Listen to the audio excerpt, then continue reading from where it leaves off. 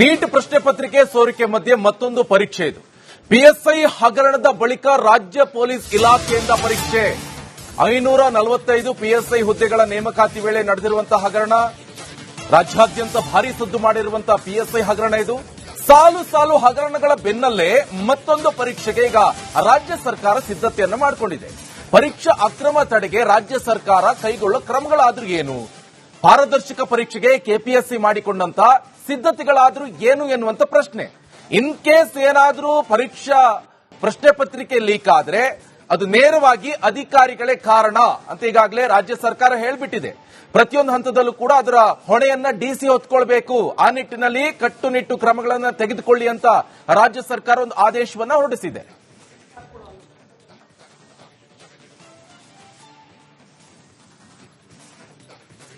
ಯಾವ ಹುದ್ದೆಗೆ ಪರೀಕ್ಷೆ, ಏನೇನ್ ಕತೆ ಎಲ್ಲವನ್ನು ಕೂಡ ನೀವು ಸ್ಕ್ರೀನ್ ಮೇಲೆ ನೋಡ್ತಾ ಇರಬಹುದು.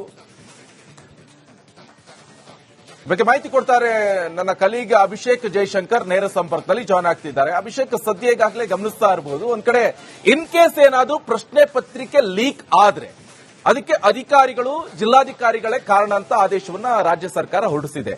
ಆದ್ರೆ ಇದನ್ನ ಪ್ರಶ್ನೆ ಪತ್ರಿಕೆ ಲೀಕ್ ಆಗದೆ ಹೋಗುವಂತ ನಿಟ್ಟಿನಲ್ಲಿ ಏನ್ ಕ್ರಮ ಕೈಗೊಂಡಿದೆ ಅಂತ?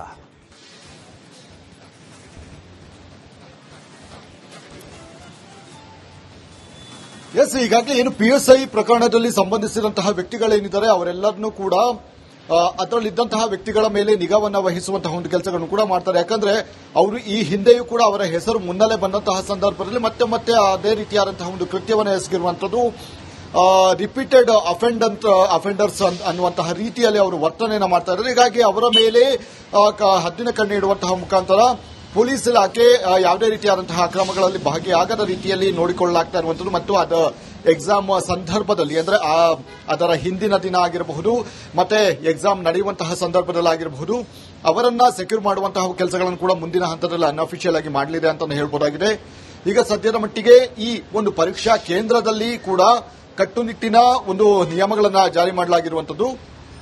ಆ ಕೊಠಡಿಯಲ್ಲಿ ಅಂದ್ರೆ ಒಂದು ಪರೀಕ್ಷೆ ಎಲ್ಲಿ ನಡೆಯುತ್ತೋ ಆ ಕೊಠಡಿಯಲ್ಲಿ ಹೈ ಡೆಫಿನೇಷನ್ ಕ್ಯಾಮೆರಾಗಳನ್ನು ಅಳವಡಿಕೆ ಮಾಡುವಂತದ್ದು, ಅದರ ವಿತ್ ಆಡಿಯೋ ಕೇಳಿಸುವಂತಹ ರೀತಿಯಲ್ಲಿ ಮತ್ತೆ ಲೈವ್ ಸ್ಟ್ರೀಮಿಂಗ್ ಏನಿದೆ ಆ ಸ್ಟ್ರೀಮಿಂಗ್ ಮುಖಾಂತರ ಆ ಕೊಠಡಿಗಳನ್ನು ಅಂದ್ರೆ ಯಾವ್ದು ಸೂಕ್ಷ್ಮ ಅಂತ ಅನಿಸಿಕೊಂಡಿದೆಯೋ ಅಲ್ಲೆಲ್ಲವೂ ಕೂಡ ಲೈವ್ ಸ್ಟ್ರೀಮಿಂಗ್ ಮಾಡುವಂತಹ ಮುಖಾಂತರ ಮಾನಿಟರ್ಗಳನ್ನು ಮಾಡುವಂತಹ ಕೆಲಸಗಳನ್ನು ಕೂಡ ಮಾಡಿದ್ದಾರೆ. ಮತ್ತೆ ಅದೇ ರೀತಿಯಾಗಿ ಯಾರ್ಯಾರು ಅಭ್ಯರ್ಥಿ ಬರ್ತಾರೋ ಮತ್ತೆ ಯಾರ್ಯಾರು ಪರೀಕ್ಷೆಯನ್ನು ಬರ್ತಾರೋ ಅವರ ಹಿನ್ನೆಲೆಗಳನ್ನು ಕೂಡ ಕೆದಕುವಂತದ್ದು. ಅಂದ್ರೆ ಸಹಜವಾಗಿ ಇದರ ಬಗ್ಗೆ ಯಾರ್ಯಾರ ಜೊತೆ ಏನಾದರೂ ಕಾಂಟ್ಯಾಕ್ಟ್ ಇದ್ದಾರಾ ಅಥವಾ ಬೇರೆ ಏನಾದರೂ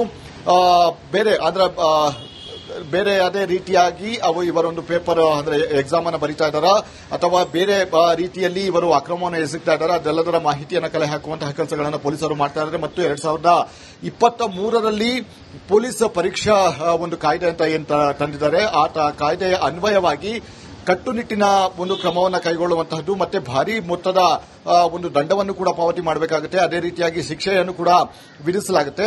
ಈ ಹಿನ್ನೆಲೆಯಲ್ಲಿ ಸೋಷಿಯಲ್ ಮೀಡಿಯಾ ಮಾನಿಟರಿಂಗ್ ಏನ್ ಮಾಡಲಾಗ್ತಾ ಇದೆ ಅವರ ವಿರುದ್ಧ ಕೂಡ ಅಂದ್ರೆ ಸೋಷಿಯಲ್ ಮೀಡಿಯಾದಲ್ಲಿ ಏನೇನು ಪ್ರಶ್ನೆ ಪತ್ರಿಕೆ ಸೋರಿಕೆ ಆಗಿರುವಂತದ್ದು ಮತ್ತೆ ಸುಳ್ಳು ಸುದ್ದಿ ಹಬ್ಬಿಸುವಂತಹ ಒಂದು ಕೆಲಸಗಳಾಗಿರಬಹುದು ಅದೆಲ್ಲದರ ಮಾಹಿತಿಯನ್ನು ಕಲೆ ಹಾಕೋದಕ್ಕೆ ಒಂದು ಸಪರೇಟ್ ಆದಂತಹ ಒಂದು ವಿಂಗ್ ಅನ್ನ ಈಗಾಗಲೇ ಸಿದ್ಧಪಡಿಸಿರುವಂತದ್ದು. ಆ ವಿಂಗ್ ಪ್ರತಿಯೊಂದು ಏನೆಂದು ಈ ರೀತಿಯಾದಂತಹ ಒಂದು ಅಕ್ರಮಗಳು ಏನಾದರೂ ಬಂದಂತಹ ಸಂದರ್ಭದಲ್ಲಿ ಅದರ URL ಗಳನ್ನು ತೆಗೆದುಕೊಂಡು ನಂತರ ಅದನ್ನು ಡಿಲೀಟ್ ಮಾಡುವಂತಹ ಒಂದು ಕೆಲಸಗಳನ್ನು ಕೂಡ ಮುಂದಿನ ಹಂತದಲ್ಲಿ ಮಾಡಲಿದ್ದಾರೆ. ಅದೇ ರೀತಿಯಾಗಿ ಈ ಸೆಕ್ಷನ್ ಅನ್ವಯವಾಗಿ 2023ರ ಒಂದು ಸೆಕ್ಷನ್ ಏನಿದೆ ಆ ಸೆಕ್ಷನ್ ಅನ್ವಯವಾಗಿ ಅವರನ್ನು ಕೂಡ ಬಂಧಿಯನ್ನಾಗಿ ಮಾಡಿಸಿಕೊಂಡು ನಂತರ ಅವರಿಗೂ ಕೂಡ ಇದೇ ಪ್ರಮಾಣದ ಅಂದ್ರೆ ಅಕ್ರಮ ಎಸಗ್ತಾ ಇದ್ದಾರೆ ಅನ್ನುವಂತಹ ಒಂದು ಕಾನೂನಿನಲ್ಲಿ ತಂದು ಅವರಿಗೂ ಕೂಡ ಭಾರಿ ಪ್ರಮಾಣದ ಒಂದು ಶಿಕ್ಷೆಯನ್ನು ವಿಧಿಸುವಂತದ್ದು ಮತ್ತೆ ದಂಡವನ್ನು ವಿಧಿಸುವಂತಹ ಒಂದು ಪ್ರಕ್ರಿಯೆಗಳು ಕೂಡ ಮಾಡ್ತಾ ಇರುವಂತದ್ದು. ಹೀಗಾಗಿ ಸದ್ಯ ಈ ಬಾರಿಯ ಒಂದು ಪರೀಕ್ಷೆ ಸಾಕಷ್ಟು ಕಟ್ಟುನಿಟ್ಟಿನಲ್ಲಿ ಸ್ಟ್ರಿಕ್ಟ್ ಆಗಿ ನಡೆಯಲಿದೆ ಅಂತ ಹೇಳ್ಬೋದು.